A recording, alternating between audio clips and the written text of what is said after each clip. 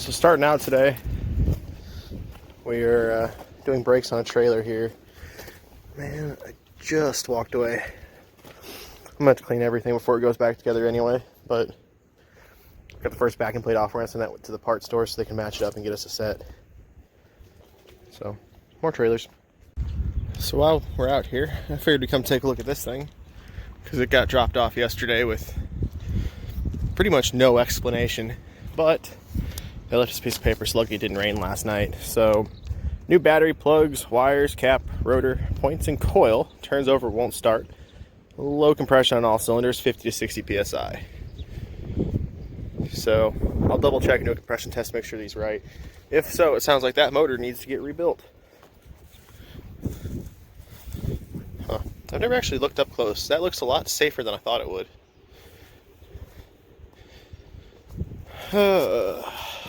Looks like they went through the carburetor too. The exhaust is completely rotted off and broken. Nothing covering it. Yeah. Well, let's tear into this thing. It's a really small fuel tank too. I don't know how much fuel this uses, but it doesn't look like it'd get you very far. Alright, well this is kind of bullshit. I don't know if you guys can see that, but it's snowing. This sucks. It's like April 15th.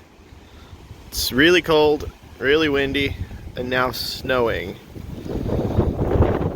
Although it looks like I'm the lucky one because I'm here working at the shop today and Chris is the one who got stuck out on a service call. Oh man, the snow is actually like really annoying.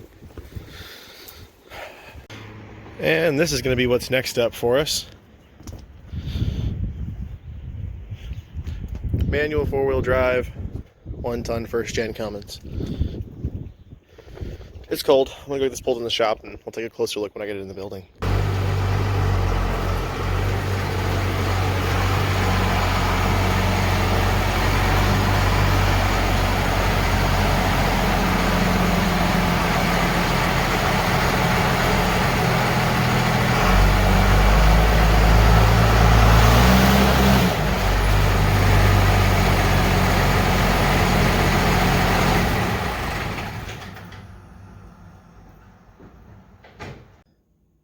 So here it is. This truck is about what I think to be the perfect truck. Square body, first gen Dodge, Cummins powered, manual trans. I could take or leave the 4-wheel drive. I actually usually prefer 2-wheel drive trucks, but 12 valve Cummins. So why this thing is here? First off, I need to run overhead on this motor. So I don't think I've ever done a video on a 12 valve. Pretty much works like any other Cummins, but I'll probably run you guys through it. He's got some parts for the injection pump. We've got governor springs and some other stuff to put in here. So we'll get those done. It needs rear brakes. Grid heater doesn't work. It just smokes under the hood when the grid heater is used, so we need to figure out what's up with that. And kind of go from there. I think the harmonic balancer on the front of this is going out. It's got some weird vibrations at certain RPMs.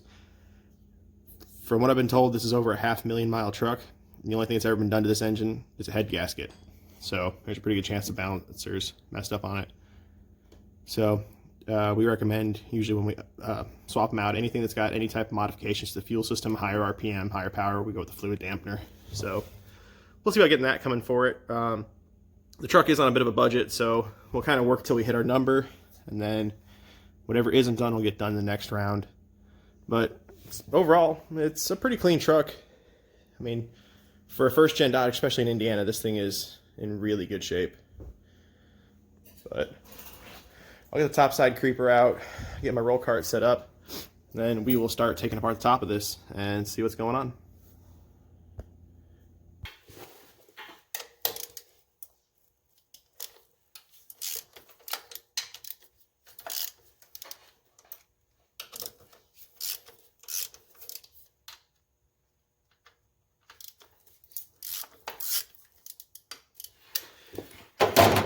So we don't necessarily have to take that off, but because I have to look at the grid heater too, I'm going to go ahead and I have my ratchet backwards. I'm going to go ahead and take it all apart anyway.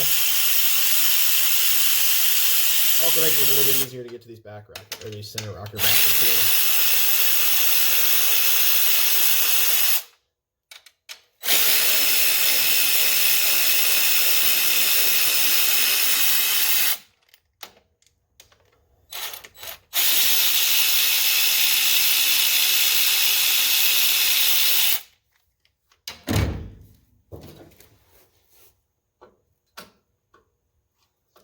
So the early first gens are non-intercooled like this truck.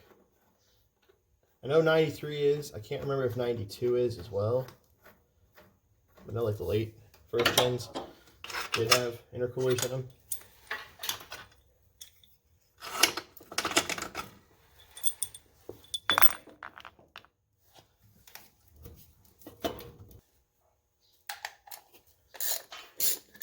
Alright, now that we got that out of the way, we're just going to take all these rocker boxes off.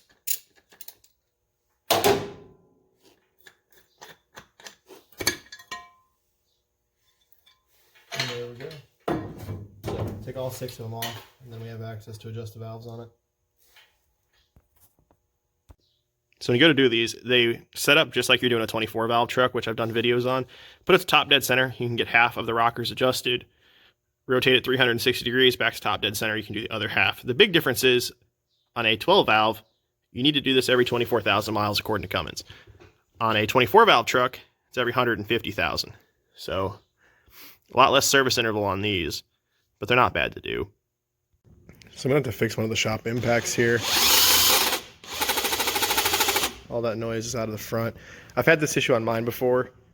The grease just gets pushed out of here and it starts making that noise. So tear it apart real quick, clean the head of it up, re-grease it, and put it back together.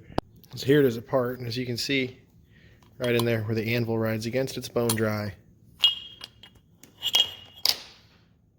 And nothing really up through here either. So I've had to do this on mine. I've had mine for like 5 years. I've had to do it about every other year, clean it apart and re-grease it. Chris has had, I think he's got 3 or 4 of these he's had for a few years. He's never done them on his. I know Dad hasn't, but Dad also breaks anvils at a rate of like 1 a year. So I'm just going to re-grease everything on it real quick, and then I'll be ready to go again. So I just got all 4 screws put back in it. That's all it is these front 4 here. Go all the way around that holds this on. And then you can take it apart, clean it, and re-grease it. It uses a moly lube. So make sure you have some of that sitting around. I mean, I'm sure it'll be fine with regular grease, but I try to put back in there what they originally put in, but no more screeching out of the front of it. So now I'll go back over to the shop so I can use this to take the wheels off the back of that truck. So getting ready to take the rear drums off here so I can figure out what size rear brakes are on this truck so I can order them. Flashlight's been acting up. Once I get these off, get the axle shaft pulled out of this, you've got to take the wheel bearing off because this whole hub comes off to get the drum off on this truck.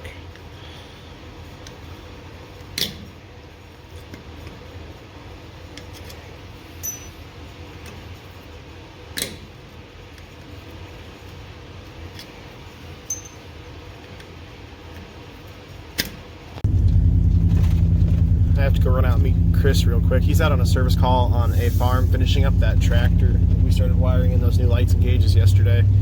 He has all of my brake backing plates and wheel seals for that trailer that I'm working on. So I'm going to go grab those from him real quick because he won't be back to the shop till probably around 5. And that customer wants to pick that trailer up before the end of the day today. So I'm going to go grab those. I've got the rear brakes all the way apart on the Dodge. Parts are ordered for them, but they're not going to be here till tomorrow. So we'll get that going probably tomorrow. I haven't even got the engine barred over yet to start setting valves, so I'll do that after I get back, but this trailer's got to get done first. So Chris is up there getting that install finished up. I think he's got the gauges already mounted up on top of the dash. What are you doing now? The relay and everything for the front lights?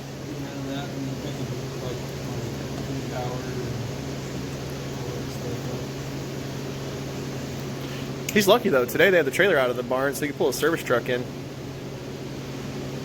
Go ahead and try them.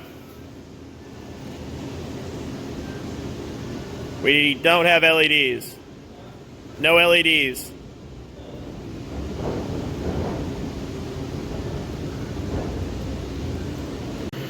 Alright, we found the problem. We put a connector in line so that these lights can come off and get unbolted. And then move a connector in line so that if we need to move them or work on them or take them off for any reason, they can come off. One of the pins isn't fully seated. There we go. So we just got to get that pin all the way seated and we're good. Got it? Alright, sweet. So yeah, you just got to clean up the wiring under the dash and we got to throw the sending units in. All the wires are ran for the standing units. They're loomed. They're zip tied out of the way, ready to go in. We just got to get them put in. Get some video here for you guys. Some of the stuff they work on this farm every day is amazing. He's got a bunch of old International pickups. So next up, Chris is taking the Polaris Ranger in the shop. Got to undo some stuff on that. He just bought that at auction. They want the subwoofer pulled out of it and some other wiring stuff changed up.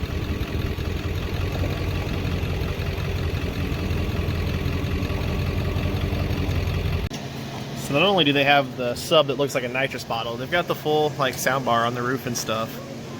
I really like the setup on this thing though. I like the utilities better than like the sport ones, at least I do.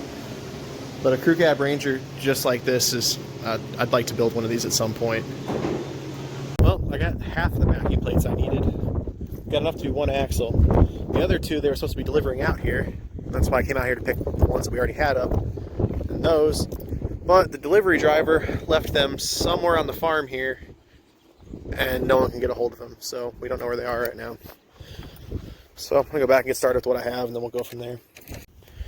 Alright, we're just getting the brakes installed on this trailer. I did the other side and most of this side while I was watching Dad's live stream today of getting belts swapped out on the bus. But this trailer's got a lot of problems with it. If they aren't broken completely like these are, most of them are broken through, so it's going to be a while on this thing. There's quite a bit of work that needs to get done to it. So, nothing special here. When we do trailer brakes, we usually just get the whole backing plate kit and do all of it. It's less work and then everything's new. This side was destroyed. I don't remember where it's at. There it is. That's how it came off. All the hardware on the bottom's missing. The other side was just about as bad. And it's not pretty. Well, that's going to do it for today. One of those brake kits they got us after we found it was wrong. So we're going to have that one in first thing in the morning. And we'll get the trailer brakes finished up. But overall, we're pretty happy. Tractor's done. Chris got the wiring fixed up on that Polaris Ranger. All the parts are on the way for the Dodge. I'll set overhead on it in the morning when we get the brake parts in. Get that trailer finished up in the morning.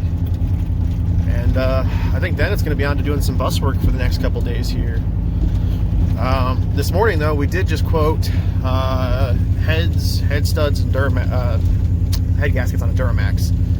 Sorry, it's been a long couple days. I'm really tired. But that's going to be like a 40-hour job, so as long as the customer is okay with it, accepts the work, we should be having that project in the next few weeks here, and that should be a good one. But we'll be back at it again tomorrow, so I'm going to keep trying to get you guys videos out as often as I can here, because we're actually really busy in the shop, and I've been noticing a lot of other channels lately just haven't been posting as much as they usually do, so I'll try to post as much as I can.